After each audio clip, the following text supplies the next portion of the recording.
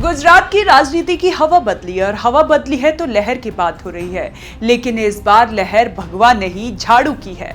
और इस लहर के पीछे जो चेहरा है वो कोई और नहीं, दिल्ली का जाना माना नाम अरविंद केजरीवाल।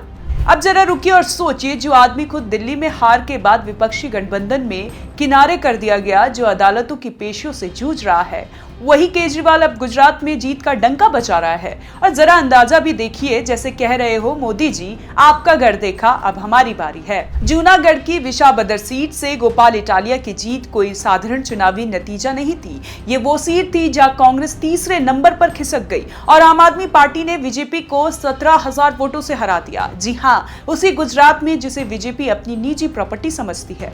अब केजरीवाल इस जीत को सिर्फ एक उपचुनावी नहीं बल्कि भविष्य का सिग्नल मान रही है। और ये बात उन्होंने खुलकर नहीं कही, लेकिन जो मुस्कान उनके चेहरे पर आई वो सब कुछ कह रही है।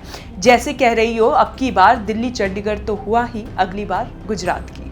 लेकिन ये केजरीवाल है, सीधे नहीं चलते। पहले विरोधियों को हल्के में लेते हैं, फिर धीरे धीरे मैदान में घुसते हैं। दिल्ली में सबने कहा था क्या कर लेंगे, फिर देखिए क्या कर गए। पंजाब में भी यही हुआ और अब गुजरात में भी झाड़ू घूम चुकी है। अब आप कहेंगे एक सीट जीतने से क्या होता है, तो जवाब यही है, शुरुआत यहीं से होती है। मोदी जी ने भी गुजरात से ही शुरू किया था और अब वहीं पर झाड़ू घूमना बीजेपी के लिए चिंता की बात है। और चिंता हो भी क्यों ना, 2022 के चुनाव में आम आदमी पार्टी को 13% वोट मिला था, कांग्रेस से ज्यादा। अब उपचुनाव में वोट को सीट में बदल दिया, यानी किचन में रेसिपी बन रही है और पहला टेस्ट पास हो गया। गुजरात बीजेपी के लिए सिर्फ एक राज्य नहीं, वो प्रयोगशाला है। यहाँ से वो पूरी नैरेटिव सेट करती है, विकास, हिंदुत्व, ब्रांड मोदी। और वही एक सीट हारना मतलब झटका, और झटका भी उस पार्टी से जिसकी पॉलिटिक्स पर बीजेपी तंज कसती थी। मुफ्तखोरी, झूठा ईमान, नए लड़के।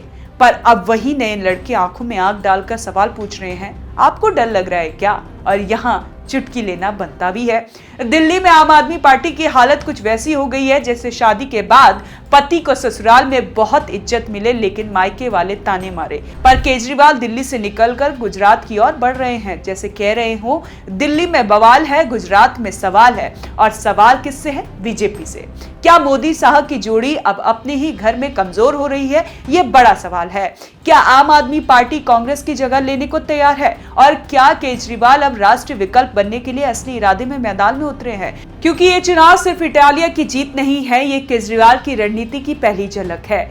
स्थानीय चेहरा, पाटीदार कार्ड और विरोधी को खाली मैदान देने की आदत, इन सब का मिला जुला फायदा मिला। बीजेपी शायद इस सीट को ज्यादा तवज्जो नहीं दे रही थी, लेकिन अब वो पछता रही होगी, क्योंकि इटालिया के साथ साथ केजरीवाल का आत्मविश्वास भी जीत गया है।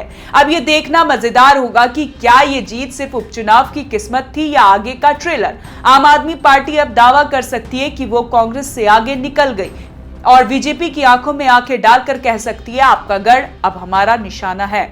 लेकिन जीत के बाद असली काम शुरू होता है, संगठन बनाना, 2027 की तैयारी करना, लोकल चुनाव में दम दिखाना। ये सब आसान नहीं होगा, पर केजरीवाल ठहरे वो खिलाड़ी जो मुश्किल से डरते नहीं, उल्टा उसी में मौका ढूंढते हैं। तो अब मामला थोड़ा दिलचस्प है, देखते रहिए अगली चाल किसकी भारी पड़ती है, क्योंकि अब गुजरात की गेम में मजा आ चुका है। तो देखते रहे one nation one group news.